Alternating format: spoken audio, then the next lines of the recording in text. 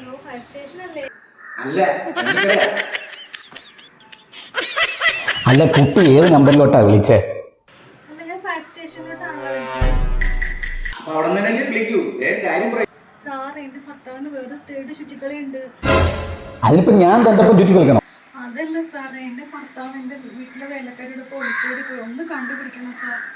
അതെന്താ വേലക്കാരി അത്രയ്ക്ക് സുന്ദരിയായിരുന്നു? ഈ അത്രയ്ക്ക് സുന്ദരിയൊന്നുമല്ല, അവളെ കണ്ടാലും ഓണ്ട് പറഞ്ഞു. പിന്നെന്താ അവള് പണക്കാരിയായിരുന്നു? പണക്കാരി ഞാനാണ് അവളെ എന്റെ വീട്ടിലെ ജോലിക്ക് നിർത്തിയത്. പിന്നെ അവര് ഒളിച്ചോടുന്നിടയ്ക്ക് വല്ല പൊട്ടക്കിണറ്റിലോ കുഴിയിലോ ഇടണമെങ്കിൽ എടുത്തു തരായിരുന്നു. അല്ല, ഇതൊക്കെ എന്തിനാ ഇപ്പൊ ഇങ്ങോട്ട് വിളിച്ചു പറയുന്നത്? പോലെ പോലീസ് സ്റ്റേഷനിൽ വിളിച്ചു പറ.